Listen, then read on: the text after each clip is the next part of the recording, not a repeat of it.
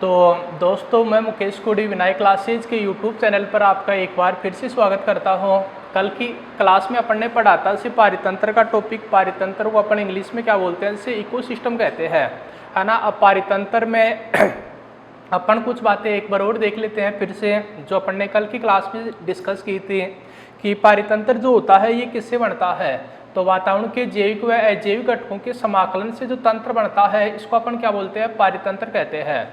और ये जो पारितंत्र है इकोसिस्टम, तो इकोसिस्टम जो शब्द दिया गया है ये दिया गया है जैसे टेंसले के द्वारा 1935 में, है ना। और टेंसले की परिभाषा भी है इकोसिस्टम को लेकर कि प्रकृति की संरचना व कार्य के प्रतीक को अपन क्या बोलते हैं, इकोसिस्टम, है ना। प्रकृति की संरचना व कार्य के प्रतीक को अपन इकोसिस्टम बोलते हैं। और एक है जैसे कल पढ़ा था अपने जैसे फादर ऑफ इकोसिस्टम इकोलॉजी, है ना। तो फादर ऑफ इकोसिस्टम इकोलॉजी ये कहा जाता है जैसे किसको, तो ओडम को कहा जाता है ना। जैसे पारितंत्र पारिस्थितिकी का जनक कहा जाता है ओडम को, जैसा कि अपने कल पढ़ा था। और पढ़ा था सबसे छोटा पारितंत्र जल की बूंद होता है, जबकि बड़ा व स्थायी पारितंत्र जो होता है वो महासागर होता है ना।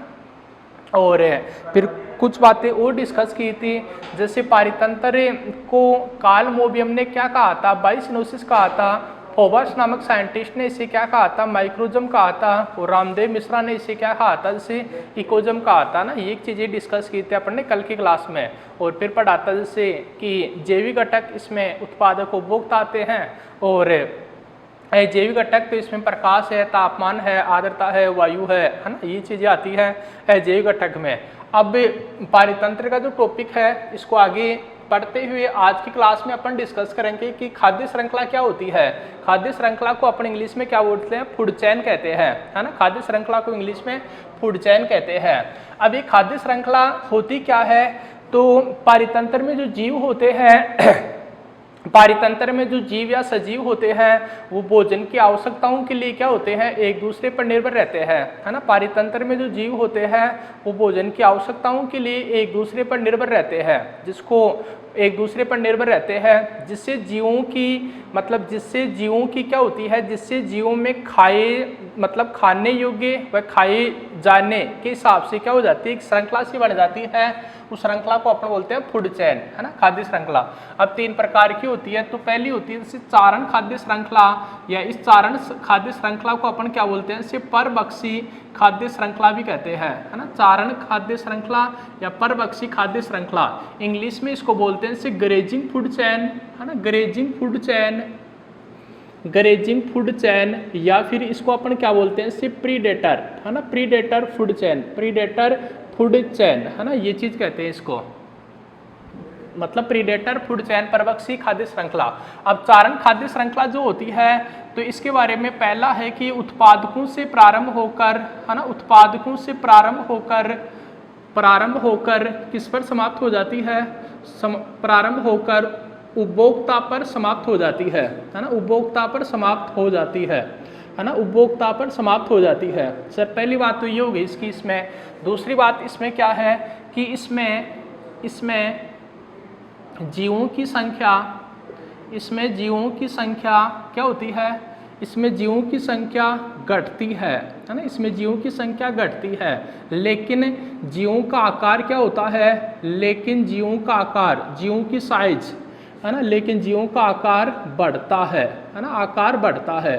तो ये उत्पादकों से प्रारंभ होकर उपभोक्ता पर समाप्त हो जाती है। इसमें जीवों की संख्या घटती है लेकिन जीवों का आकार बढ़ता है। जैसे कैसे, जैसे मान लीजिए ये क्या है, जैसे है ना, घास है। अब घास को कौन खाता है, जैसे मान लीजिए घास को कौन खाता है, तो घास को खरगोश खाता है। खरगोश को कौन खा लेता है, फिर जैसे लोमड़ी खा लेती है। और लोमड़ी को कौन खा लेता है, जैसे शेर खा लेता है ना, शेर खा लेता है।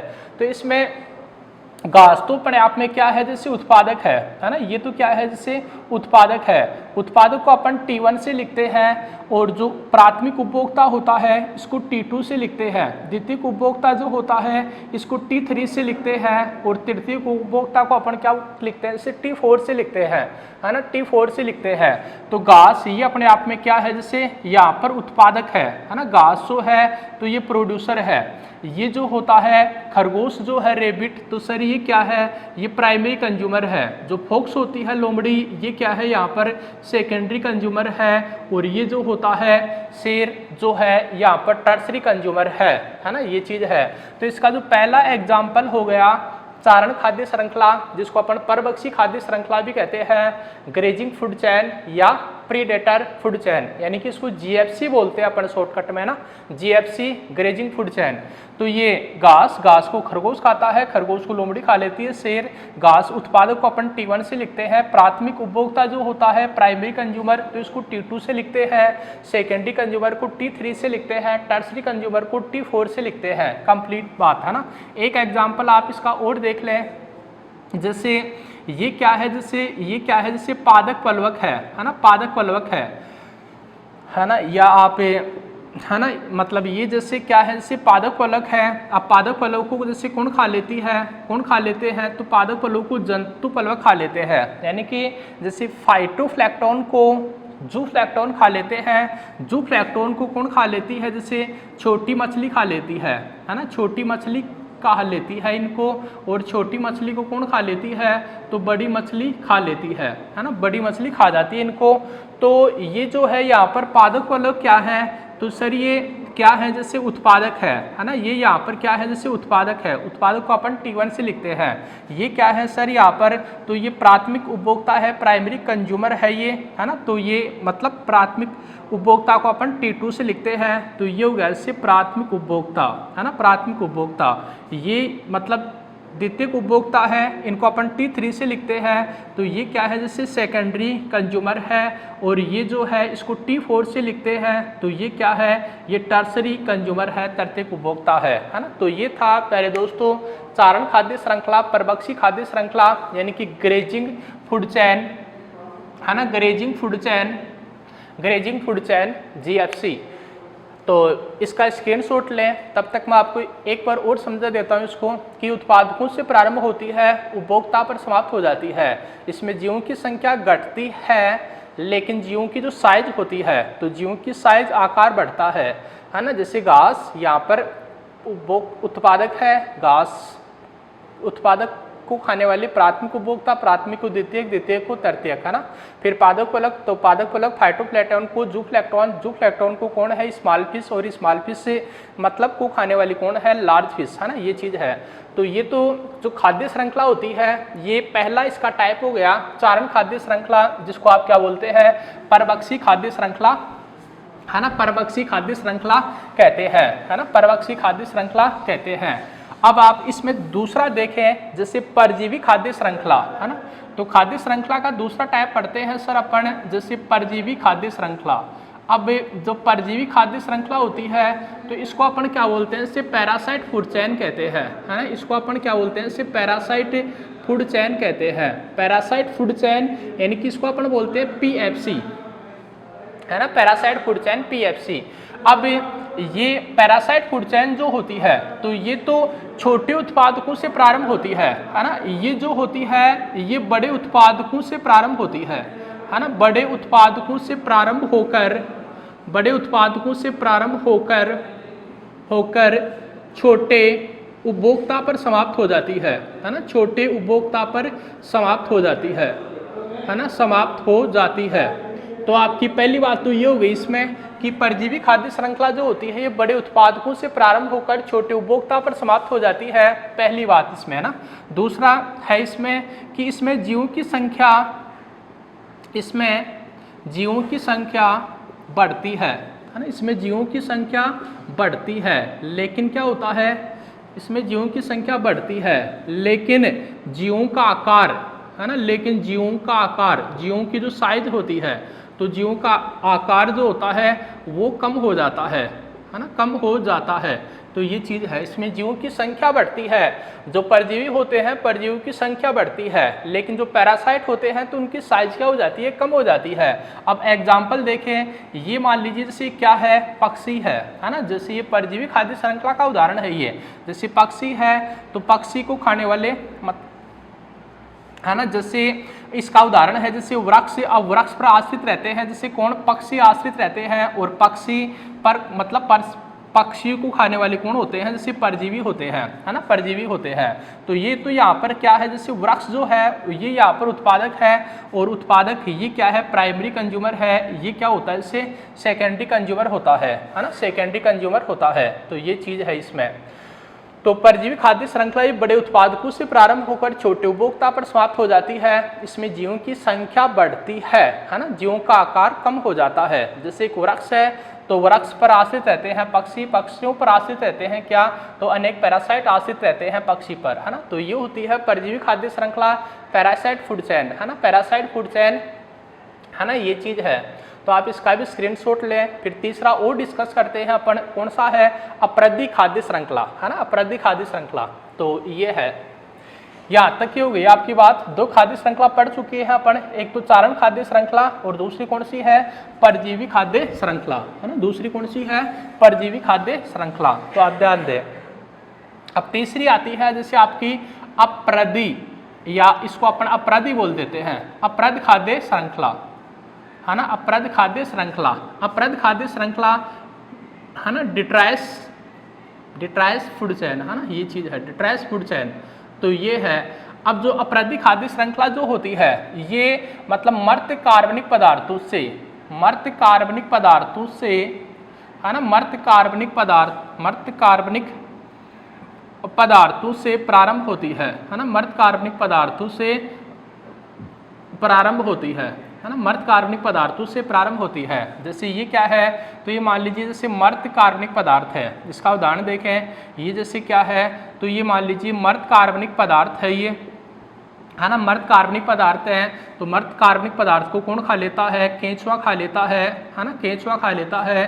केंचुए को कौन खा लेता है, फिर जैसे मेंढक खा लेता है, और मेंढक का सेवन कौन कर लेता है, सांप, है ना। तो ये चीज है। तो अपराधी खाद्य श्रृंखला जो होती है ये मर्त्य कार्बनिक पदार्थों से प्रारंभ होती है ना। जैसे मर्त्य कार्बनिक पदार्थ, तो मर्त्य कार्बनिक पदार्थों का सेवन करता है केंचुआ, केंचुआ का सेवन कर लेता है मेंढक, और मेंढक का सेवन कर लेता है कौन, सांप, है ना।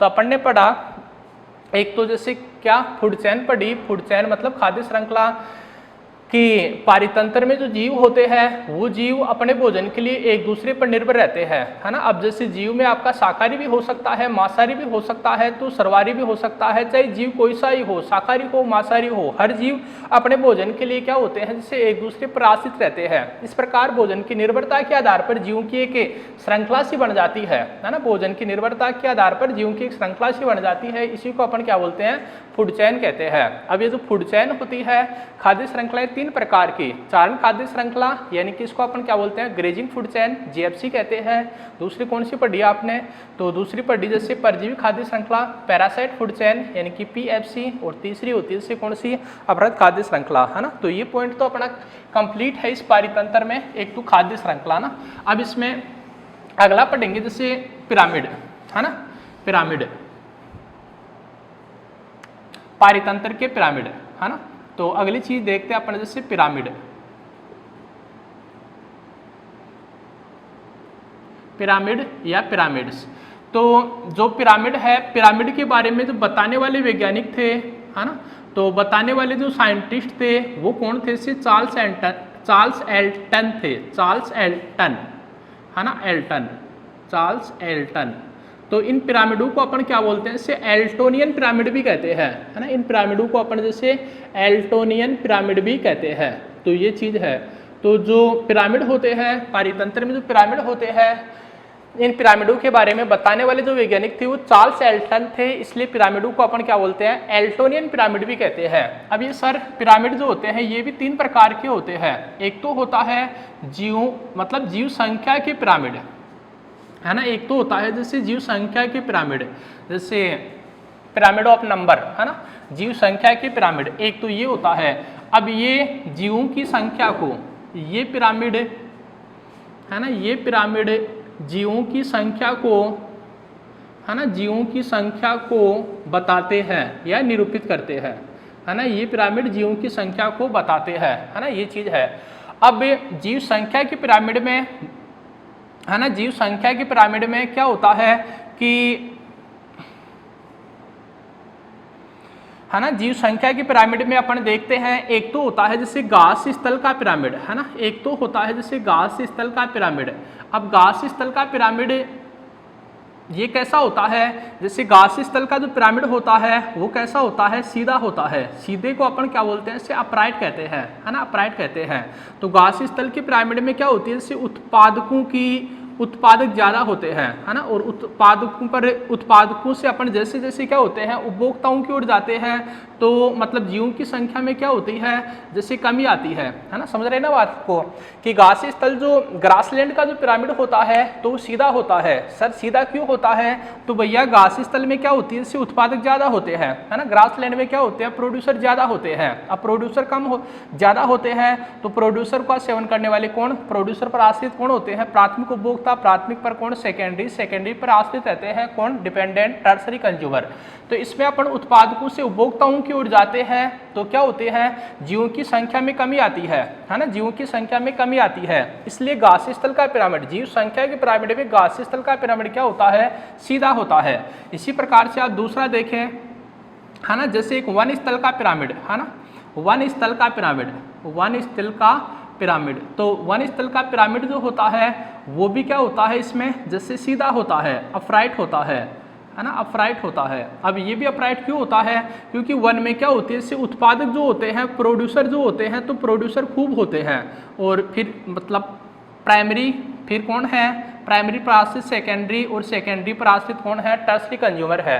तो वन स्थल में भी क्या होता है, वन स्थल का पिरामिड भी सीधा होता है। अब सीधा क्यों होता है, तो इस बात को ध्यान दें, है ना, सीधा क्यों होता है, तो इस बात को ध्यान दें कि इसमें क्या होता है ना, इसमें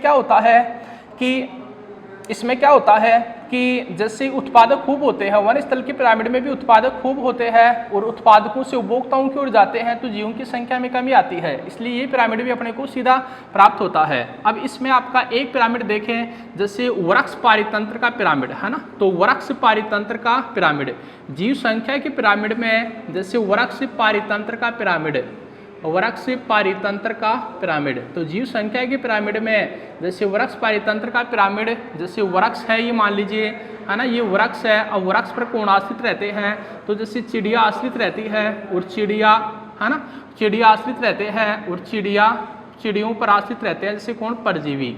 तो ये जो वृक्ष पारितंत्र का जो पिरामिड होता है ये कैसा प्राप्त होता है अपने को, जैसे इन्वर्टेड प्राप्त होता है ना, इन्वर्टेड प्राप्त होता है, मतलब उल्टा प्राप्त होता है। अब सर उल्टा क्यों प्राप्त होता है, तो भैया ये जीव संख्या की पिरामिड है ना, जीव संख्या की पिरामिड है, और जीव संख्या की पिरामिड में, इन पिरामिडों में तो क्या हो रही है, जैसे जीवों की संख्या, है ना, जैसे आधार की ओर हमेशा उत्पादक होते हैं, शीर्ष की ओर कौन होते हैं, उपभोक्ता होते हैं।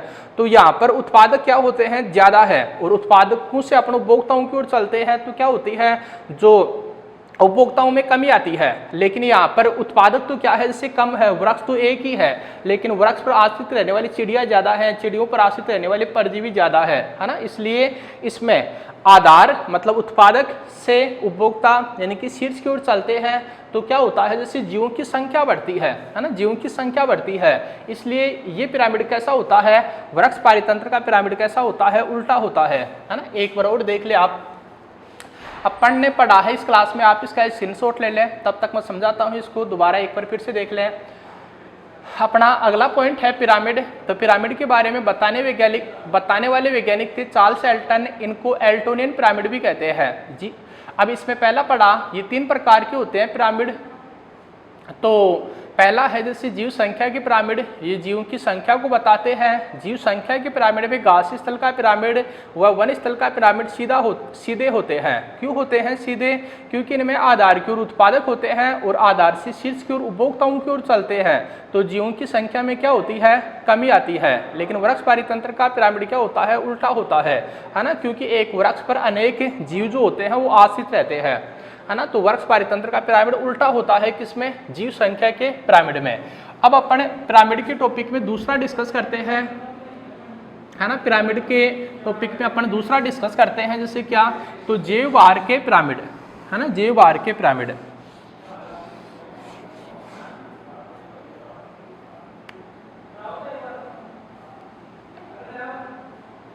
है ना। तो दूसरा है जैसे जीव भार के पिरामिड, है ना, जीव भार के पिरामिड। है ना, जैववार के पिरामिड, ये चीज़ है। अब जैसे जैववार के जो पिरामिड होते हैं तो पहली चीज़ तो आप ये देखें कि जैववार होता क्या है ना, जैववार क्या होता है, तो ये चीज़ ध्यान दें। जैसे पारितंत्र में, है ना, पारितंत्र में प्रति इकाई क्षेत्रफल, पारितंत्र में प्रति इकाई क्षेत्रफल में, है ना, प्रति इकाई क्षेत्रफल में इकाई समय में, है ना, इकाई समय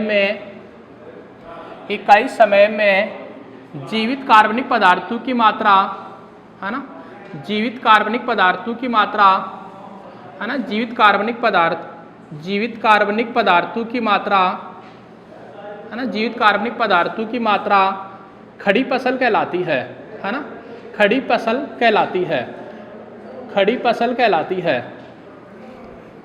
फिर है इसमें खड़ी फसल को, है ना, खड़ी फसल को, है ना, खड़ी फसल को बार में व्यक्त किया जाता है ना, खड़ी फसल को बार में व्यक्त किया जाता है, जिसे, है ना, जिसे जैववार कहा जाता है ना, जिसे जैववार कहा जाता है। और फिर है जैसे जैववार का मापन, ये चीज़ ध्यान में रखें ना, जैववार का मापन, है ना, जैववार का मापन बॉम्ब कैलोरीमीटर के द्वारा किया जाता है ना, जैववार का मापन बॉम्ब कैलोरीमीटर, है ना, बॉम्ब कैलोरीमीटर के द्वारा किया जाता है। तो ये चीज़ है। तो एक तो ध्यान दें आप, जैसे जैववार क्या होता है, जैववार को अपन क्या बोलते हैं, हाँ, तो अपना जैसे जैववार का है पिरामिड, जैववार के पिरामिड, जैसे मतलब बायोमास की पिरामिड। तो पहली चीज़ तो आप ये देखिए, जैसे जैववार होता क्या है, तो एक तो होती है जैसे खड़ी फसल, है ना, तो खड़ी फसल किसे कहा जाता है, तो पारितंत्र में प्रति इकाई क्षेत्रफल में इकाई समय में जीवित कार्बनिक पदार्थों की मात्रा, ये खड़ी फसल कहलाती है। और खड़ी फसल को बार में व्यक्त किया जाता है, जिसे जैववार कहा जाता है। अब जैववार का जो मापन है तो बॉम्ब कैलोरीमीटर के द्वारा किया जाता है ना, बॉम्ब कैलोरीमीटर के द्वारा किया जाता है। अब आप इसमें देखें कि जैववार के पिरामिड में, है ना, जैववार के पिरामिड में जैसे पहले अपन देखते हैं कि घास स्थल का पिरामिड, है ना, जैसे इसमें घास स्थल का पिरामिड, तो घास स्थल का जो पिरामिड होता है ना, घास स्थल का जो पिरामिड होता है तो वो क्या होता है, जैसे इसमें सीधा होता है ना, सीधा होता है, अपराइट होता है ना, मतलब घास स्थल का जो पिरामिड होता है वो क्या होता है, इससे सीधा होता है। तो यानी कि जो घास होती है, उत्पादक होते हैं, तो घास या उत्पादकों का जैववार क्या होता है, जैसे ज़्यादा होता है, फिर पीसी होता है, फिर एससी होता है, और फिर क्या होता है, टीसी होता है ना, तो इनके जैववार में कमी आने लग जाती है। यहाँ पर देखें जैसे इसमें तालाब पारितंत्र का पिरामिड, तो जैववार के पिरामिड में जो तालाब पारितंत्र का पिरामिड है ना, जैववार के पिरामिड में जैसे तालाब पारितंत्र का जो पिरामिड है ना, तालाब पारितंत्र का जो पिरामिड होता है तो ये क्या होता है, इससे उल्टा होता है ना, उल्टा होता है। सर उल्टा क्यों होता है, तो इसमें जैसे आधार की ओर कौन होते हैं, तो जैसे फाइटोप्लैंक्टन होते हैं, है ना, जैसे मैंने शॉर्टकट में लिख दिया है इसको पीपी, मतलब पीपी, फाइटोप्लैंक्टन होते हैं। अब फाइटोप्लैंक्टन पर आश्रित कौन रहते हैं, तो जूप्लैंक्टन रहते हैं। जूप्लैंक्टन को कौन खा लेती है, जैसे स्मॉल फिश खा लेती है ना, और स्मॉल फिश को कौन खा लेती है, जैसे लार्ज फिश, है ना, तो लार्ज फिश ये चीज़ है। तो इसमें क्या होता है कि इसमें जो आपके पादप पलक होते हैं तो इनका जैववार क्या होता है, कम होता है। और जैसे अपन आधार से शीर्ष की ओर चलते हैं तो जैववार में क्या होती है, वृद्धि होती है ना, जैववार में वृद्धि होती है, जिसके कारण तालाब पारितंत्र का जो पिरामिड होता है वो जैववार के पिरामिड में, तालाब पारितंत्र का पिरामिड क्या होता है, उल्टा होता है ना, तालाब पारितंत्र पिरामिड में जैववार का पिरामिड क्या होता है, जैसे उल्टा होता है। और जैववार के पिरामिड में जो घास स्थल का पिरामिड होता है वो क्या होता है, इससे सीधा होता है। तो इसका भी ले आप स्क्रीनशॉट। फिर अपन इसमें एक और बचा है जैसे ऊर्जा के पिरामिड, है ना, ऊर्जा के पिरामिड, तो ये चीज ध्यान दें, इसका तो ले स्क्रीनशॉट। फिर आगे तीसरा और पढ़ते हैं अपन, जैसे ऊर्जा के पिरामिड, है ना, ऊर्जा के पिरामिड। तो ऊर्जा के पिरामिड, अब तीसरा है जैसे इसमें ऊर्जा के पिरामिड। अब ऊर्जा के पिरामिड जो होते हैं ये ऊर्जा के आधार पर निरूपित किए जाते हैं, है ना, ऊर्जा के पिरामिड जो होते हैं ये ऊर्जा के आधार पर निरूपित किए जाते हैं। और ऊर्जा के पिरामिडों के बारे में जो बताने वाले वैज्ञानिक थे तो वो थे जैसे लिंडमैन, है ना, ऊर्जा के पिरामिड के बारे में बताने वाले जो वैज्ञानिक थे वो थे जैसे लिंडमैन। अब ऊर्जा के पिरामिड, ये पिरामिड है ना, ये पिरामिड सदैव क्या होते हैं, सीधे होते हैं, है ना, ये पिरामिड सदैव सीधे होते हैं, है ना, ये पिरामिड सदैव सीधे होते हैं। अब सीधे क्यों होते हैं, तो इस बात को ध्यान दें आप, है ना।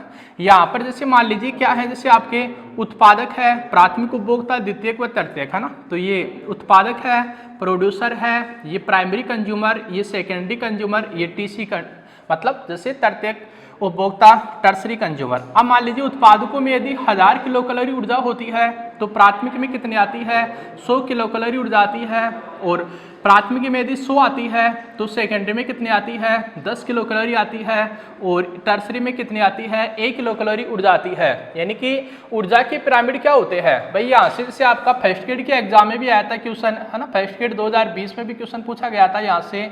तो क्वेश्चन था ये कि मतलब, है ना, ऊर्जा की पिरामिड में कि पारितंत्र में उत्पादकों से उपभोक्ताओं की ओर चलने पर, है ना, जैसे ऊर्जा की पिरामिड में क्या होता है, उत्पादकों से उपभोक्ताओं की ओर चलने पर एक पोषक स्तर से, है ना, एक पोषक स्तर से, एक ट्रॉफिक लेवल से, एक पोषक स्तर से जो दूसरा पोषक स्तर होता है ना, दूसरा पोषक स्तर होता है, तो इस तक क्या होती है, 10% ऊर्जा ही पहुंचती है ना, 10% ऊर्जा ही पहुंचती है। बाकी 90% ऊर्जा का, है ना, 90% ऊर्जा मतलब 90% ऊर्जा खर्च हो जाती है ना, जैविक क्रियाओं में खर्च हो जाती है।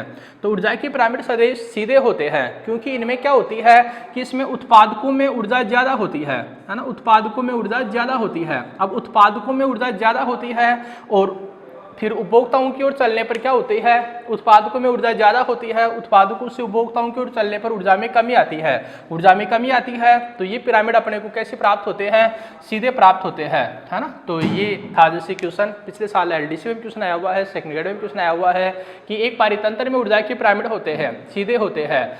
और ये बात बताई थी लिंडमैन ने क्या कहा था कि जैसे मतलब कि ऊर्जा की पिरामिड में एक पोषक स्तर से दूसरे पोषक स्तर तक क्या होती है, मात्र 10% ऊर्जा ही पहुंचती है, बाकी तो 90% ऊर्जा क्या हो जाती है, इससे जैविक क्रियाओं में खर्च हो जाती है ना, जिसको मतलब दक्षांश नियम भी बोलते हैं, इससे मतलब दक्षांश नियम भी बोलते हैं। तो ये था पिरामिड के बारे में, जीव संख्या की पिरामिड, जीववार की पिरामिड। तीसरा क्या पढ़ा है आपने, ऊर्जा की पिरामिड, जिसमें मोस्ट आपका ऊर्जा की पिरामिड। ऊर्जा की पिरामिड में के बारे में बताने वाले वैज्ञानिक कौन थे, तो सर लिंडमैन थे ऊर्जा की पिरामिड के बारे में बताने वाले वैज्ञानिक। और दूसरा मतलब ऊर्जा की पिरामिड में एक पोषक स्तर से दूसरे पोषक स्तर तक कितने प्रतिशत ऊर्जा पहुंचती है, 10% ऊर्जा पहुंचती है।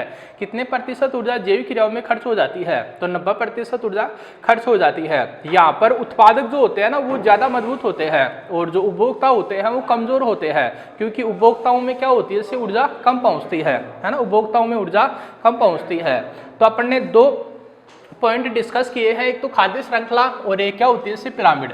अब पारितंत्र में एक लास्ट और बचा है जिसमें आपके जैव रासायनिक चक्र है ना, अगला पॉइंट है। जैसे इकोसिस्टम में जो लास्ट है तो वो होता है जैव, है ना, जैव भू रासायनिक चक्र, है ना, जैव भू रासायनिक चक्र।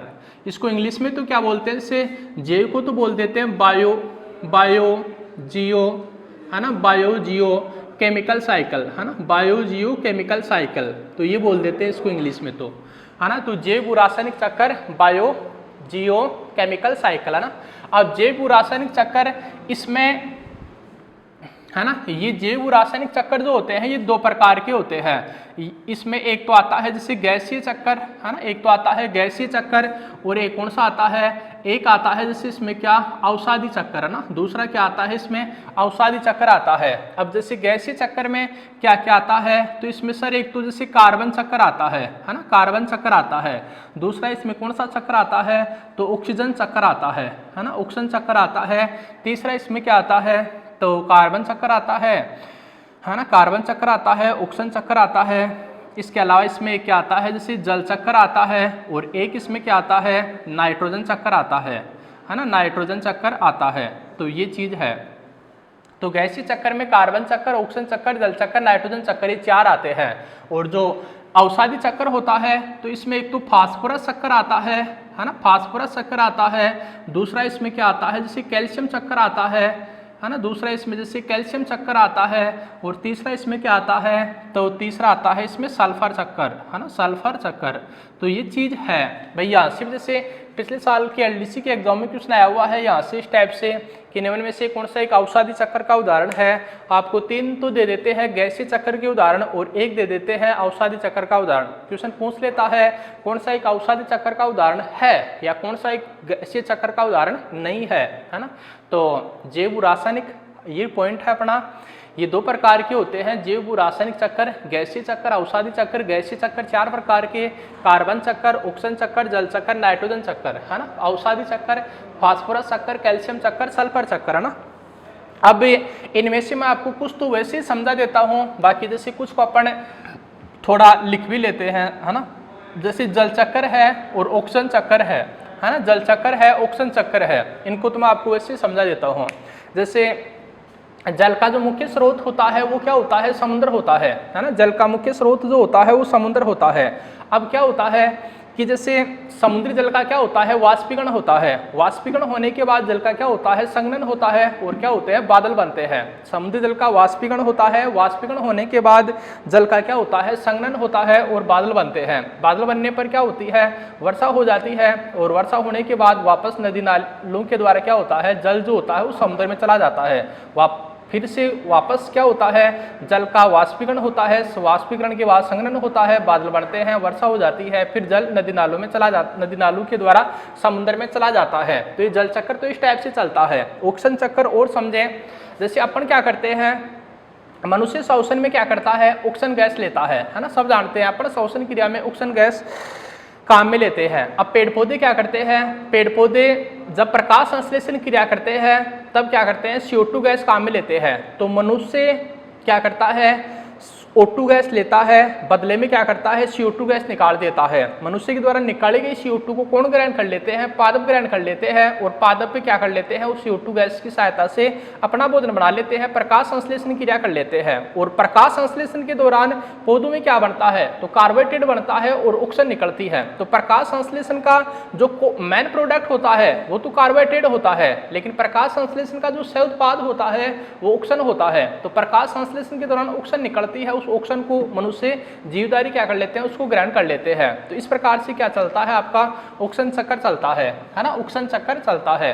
अब कार्बन चक्कर को आप समझें। कार्बन का जो मुख्य स्रोत होता है ना, तो कार्बन जो होता है जीवों में कार्बनिक पदार्थ के रूप में रहता है कार्बन।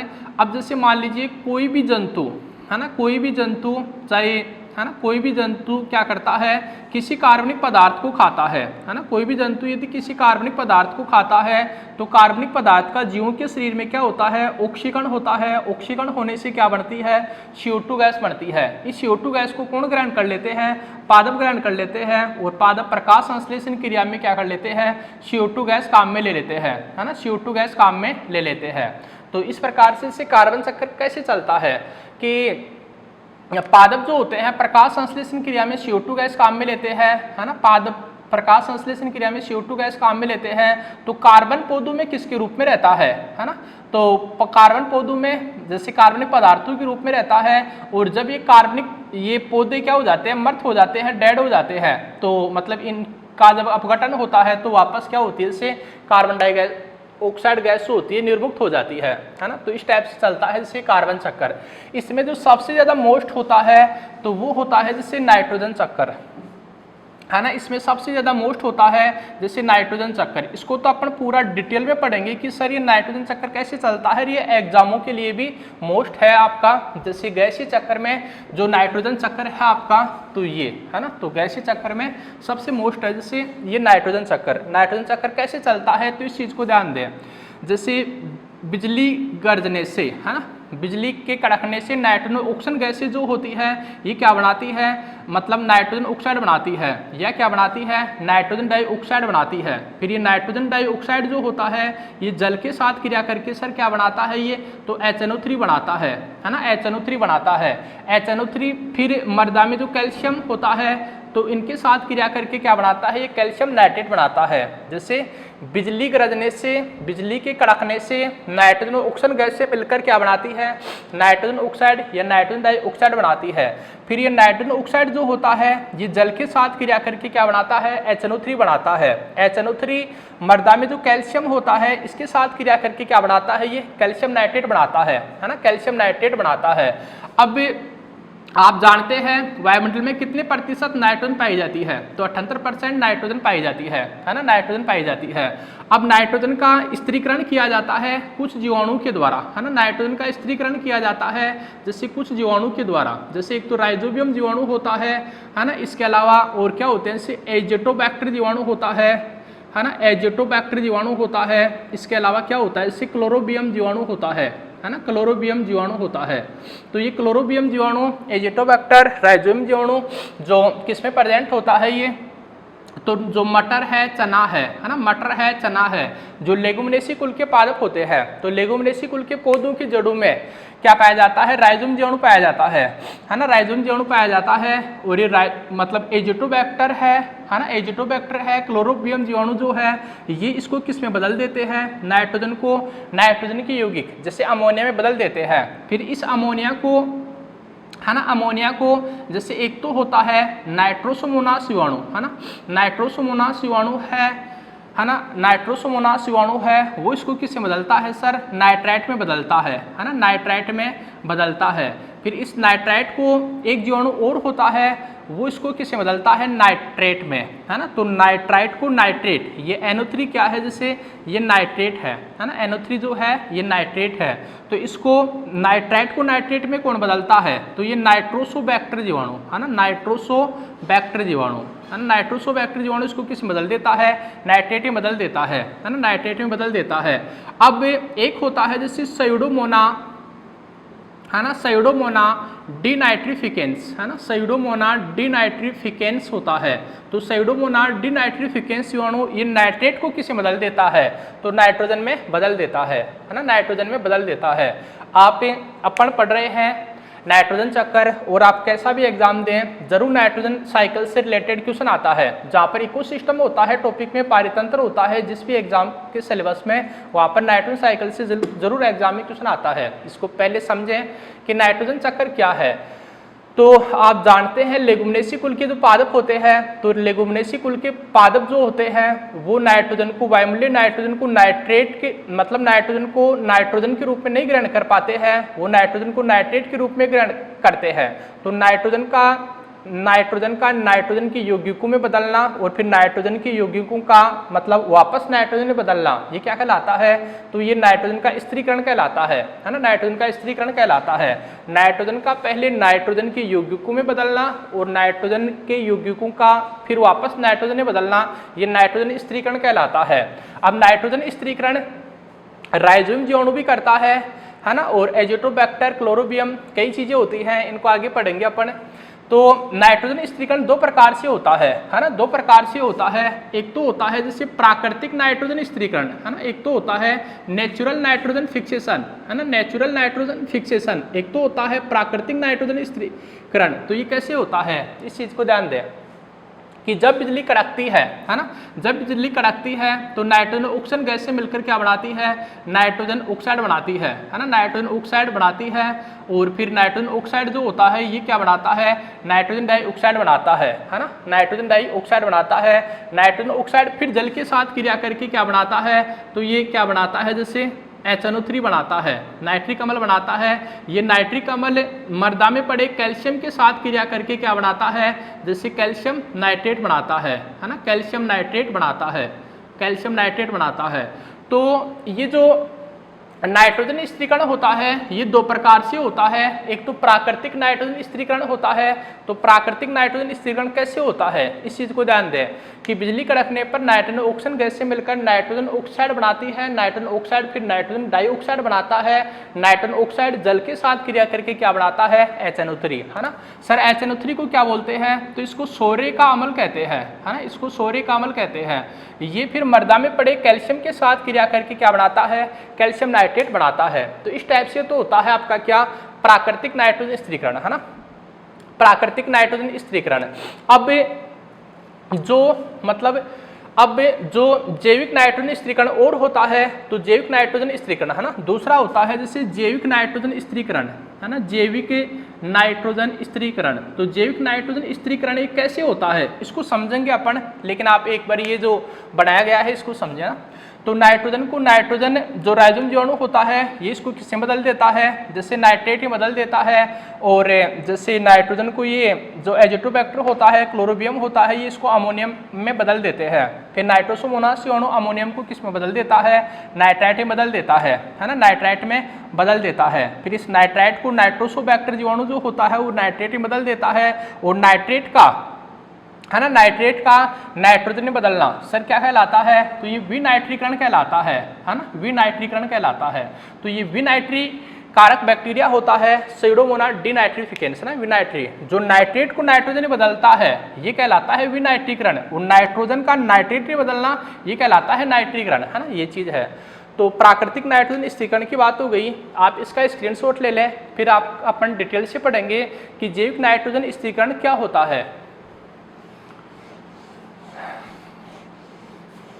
चल रहा है अपना जैसे नाइट्रोजन चक्कर है ना, नाइट्रोजन चक्कर, और नाइट्रोजन चक्कर में अपन पहला पढ़ चुके हैं जैसे प्राकृतिक नाइट्रोजन स्थिरीकरण है ना, प्राकृतिक नाइट्रोजन स्थिरीकरण, और दूसरा पढ़ेंगे अपन इसमें जैसे जैविक नाइट्रोजन स्थिरीकरण है ना, दूसरा पढ़ेंगे इसमें क्या, जैसे जैविक नाइट्रोजन स्थिरीकरण।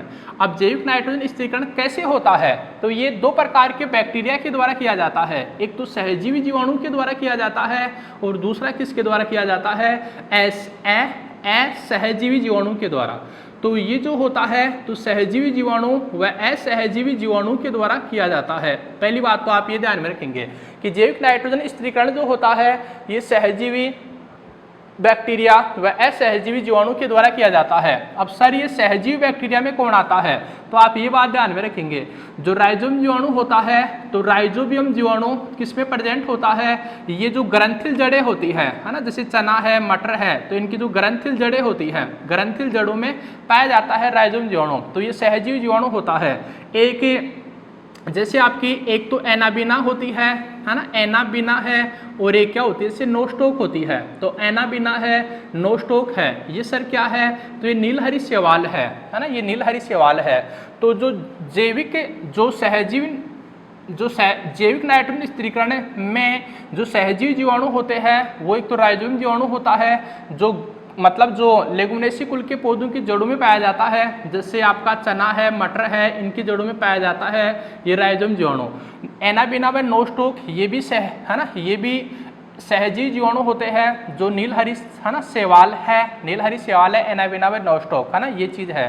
तो एनाबिना व नोस्टोक इनके द्वारा किया जाता है, जैसे सहजीवी मतलब जैविक नाइट्रोजन स्थिरीकरण सहजीवी जीवाणु में राइजोम जीवाणु, एनाबिना, नोस्टोक जो एक नीलहरी शैवाल है। यहाँ से एक चीज़ और ध्यान दें, जैसे साइकस होता है तो साइकस की जड़ों में पाई जाती है ना, जो नीलहरी शैवाल होती है तो साइकस की शैवाल युक्त जड़ है ना, साइकस की शैवाल युक्त जड़ है ना, साइकस की शैवाल युक्त जड़ जो होती है वो क्या कहलाती है, जैसे कोरोलोइड जड़ कहलाती है ना, कोरोलोइड जड़ कहलाती है। तो ये चीज़ है। तो सहजीवी जीवाणु, सहजीवी जो जैविक नाइट्रोजन स्थिरीकरण होता है और राइजोम जीवाणु के द्वारा किया जाता है। दूसरा एनाबिना व नोस्टोक जो नीलहरी शैवाल होती है इनके द्वारा भी जैविक नाइट्रोजन स्थिरीकरण किया जाता है। एनाबिना व नोस्टोक शैवाल जो होती है वो साइकस की जड़ों में प्रेजेंट होती है। साइकस की शैवालिक जड़ जो होती है सर वो क्या कहलाती है, कोरोलोइड जड़ कहलाती है ना, कोरोलोइड जड़ कहलाती है। और साइकस को आप जानते हैं ना कि साइकस से की 3-4 बातें महत्वपूर्ण हैं कि साइकस से साबूदाना प्राप्त किया जाता है ना, साइकस से साबूदाना प्राप्त किया जाता है, इसलिए इसको क्या बोलते हैं, सागोपाम कहते हैं। इससे साबूदाना प्राप्त किया जाता है इसलिए इसको सागोपाम कहते हैं। और पादप जगत में जो सबसे बड़ा नर युग्मक होता है ना, पादप जगत में सबसे बड़ा मेल गेमिट, पादप जगत में सबसे बड़ा फीमेल गेमिट, या पादप जगत में सबसे बड़ा बीजांड है ना, पादप जगत में सबसे बड़ा बीजांड ये किसका होता है, तो ये साइकस का होता है ना। पादप जगत में सबसे बड़ा बीजांड ये साइकस का होता है, ये बात भी ध्यान में रखें। सहजीवी जीवाणु में किसके किसके द्वारा किया जाता है, तो एक तो एजिटोबैक्टर के द्वारा किया जाता है ना, एक तो एजिटोबैक्टर के द्वारा किया जाता है। दूसरा किसके द्वारा किया जाता है, क्लोरोबियम के द्वारा किया जाता है है ना, क्लोरोबियम के द्वारा किया जाता है। और एक होता है जैसे क्लास्ट्रीडियम, ये भी सर बैक्टीरिया होता है। तो क्लास्ट्रीडियम जीवाणु है, क्लोरोबियम जीवाणु है, एजिटोबैक्टर जीवाणु है, इनके द्वारा क्या होता है, तो इनके द्वारा भी नाइट्रोजन स्थिरीकरण किया जाता है। ये भी नाइट्रोजन स्थिरीकरण करने वाले जीवाणु है, लेकिन ये कैसे जीवाणु है, ऐसे असहजीवी जीवाणु है। तो आप ये भी बात ध्यान में रखें, क्योंकि यहाँ से भी क्वेश्चन पूछा जा सकता है एग्जाम में ऐसे कि कौन सा सहजीवी जीवाणु है, कौन सा नहीं है। यहाँ से एक बड़ी मोस्ट चीज ध्यान में रखें कि एजिटोबैक्टर जो होता है इसमें ऑक्सीसाउसन होता है ना। एजिटोबैक्टर जो होता है ये कौन सा शासन करता है, तो ये ऑक्स है ना, हाँ, एजिटोबैक्टर जो होता है ये ऑक्सीसाउसन करता है। और एक होता है जैसे क्लास्ट्रीडियम, तो क्लास्ट्रीडियम जो होता है इसमें कौन सा उत्साउसन होता है, तो अनऑक्सीसाउसन होता है ना, इसमें अनऑक्सीसाउसन होता है। तो ये बात भी ध्यान में रखें, ये काफ़ी ज़्यादा एग्जाम में क्वेश्चन आए हुए हैं, है ना। निम्न से कौन सा एक ऑक्सी जीव बैक्टीरिया होता है एजिटोबैक्टर, निम्न से कौन सा एक अनोक्सी जीव बैक्टीरिया होता है क्लास्ट्रीडियम। तो आप इसका भी स्क्रीनशॉट लें, है ना, नाइट्रोजन स्थिरीकरण में। फिर इसमें कुछ बातें और पढ़ते हैं अपन।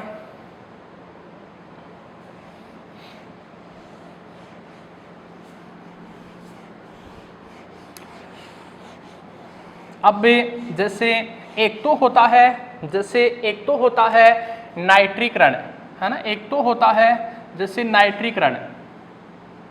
तो नाइट्रीकरण क्या होता है, जैसे नाइट्रीकरण क्या होता है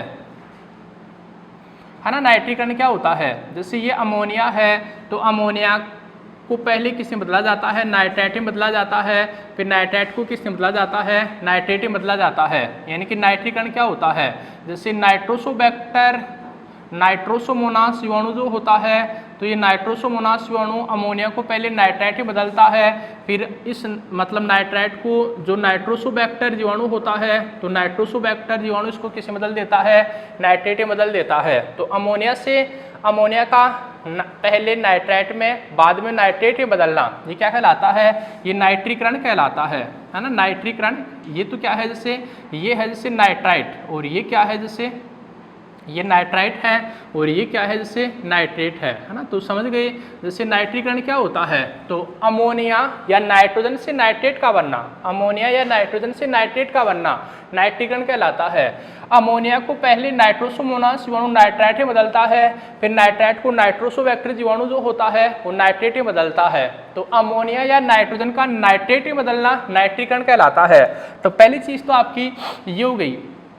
दूसरी चीज एक होता है जैसे अमोनीकरण, अमोनिफिकेशन। तो अमोनीकरण क्या होता है ना, अमोनीकरण क्या होता है, जैसे प्रोटीन है ना, प्रोटीन है या फिर क्या होते हैं जैसे एमिनो अम्ल है, प्रोटीन है या एमिनो अम्ल है, तो इनका किस में बदलना, अमोनिया में बदलना, प्रोटीन या एमिनो अम्लों का। जैसे जो गोबर में जो नाइट्रोजन होता है ना, गोबर में जो नाइट्रोजन होता है तो उसका अमोनिया में बदलना, या प्रोटीन या एमिनो अम्लों का अमोनिया बदलना, ये अमोनीकरण कहलाता है। अब अमोनीकारक जीवाणु कौन कौन से होते हैं, तो एक तो बेसिलस वल्गेरिस होता है, और एक क्या होता है जैसे बेसिलस माइकोडिस होता है। एक तो बेसिलस वल्गेरिस होता है और एक क्या होता है जैसे बेसिलस माइकोडिस होता है। तो सर आपका ये भी जैसे एलडीसी 2018 के एग्जाम में क्वेश्चन आया हुआ है इस टाइप से कि निम्न में से कौन सा एक अमोनीकरण जीवाणु है ना, निम्न में से कौन सा एक अमोनीकरण जीवाणु है।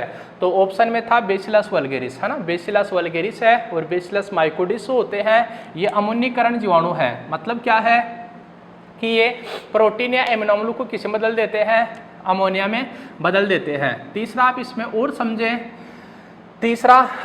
और समझें, एक होता है जैसे विनाइट्रीकरण, है ना, विनाइट्रीकरण। अब विनाइट्रीकरण क्या होता है ना, विनाइट्रीकरण क्या होता है, तो नाइट्रोजन का, है ना, नाइट्रोजन का विनाइट्रीकरण क्या होता है, तो विनाइट्रीकरण का मतलब होता है जैसे नाइट्रेट का नाइट्रोजन में बदलना, है ना, नाइट्रोजन का जैसे नाइट्रेट का नाइट्रोजन में बदलना, ये विनाइट्रीकरण कहलाता है। अब विनाइट्रीकरण जीवाणु होता है, एक तो होता है जैसे साइडोमोना डिनाइट्रिफिकेंस, है ना, एक तो होता है डिनाइट्रिफिकेंस, साइडोमोना डिनाइट्रिफिकेंस होता है, और एक कौन सा होता है जैसे थायोबैसिलस, है ना, दूसरा होता है जैसे थायोबैसिलस डिनाइट्रिफिकेंस, है ना, थायोबैसिलस डिनाइट्रिफिकेंस, ये चीज़ है। तो ये बात है आपका, एक बार फिर से देख लें। नाइट्रोजन चक्कर में नाइट्रीकरण क्या होता है कि अमोनिया का नाइट्रेट में बदलना नाइट्रीकरण कहलाता है। अमोनिया को पहले नाइट्रोसोमोनास जीवाणु नाइट्राइट में बदलता है, नाइट्राइट को नाइट्रोसोबैक्टीरिया जीवाणु किस में बदल देता है, नाइट्रेट में बदल देता है, जिसको अपन नाइट्रीकरण बोलते हैं। अमोनीकरण क्या होता है, तो प्रोटीन या एमिनो अम्लों का अमोनिया में बदलना क्या कहलाता है, अमोनीकरण कहलाता है। अमोनीकरण जीवाणु कौन कौन से होते हैं, बेसिलस वल्गेरिस व बेसिलस माइकोडिस। विनाइट्रीकरण या विनाइट्रिककारी जीवाणु कौन कौन से होते हैं, तो साइडोमोनास डिनाइट्रिफिकेंस और थायोबैसिलस डिनाइट्रिफिकेंस, ये ऐसे बैक्टीरिया होते हैं जो नाइट्राइट को किस में बदल देते, जो नाइट्रेट को किस में बदल देते हैं, नाइट्रोजन में बदल देते हैं, तो ये विनाइट्रीकरण है ना, ये चीज है। तो ये तो था जैसे प्यारे दोस्तों आपका नाइट्रोजन चक्र का टॉपिक है ना।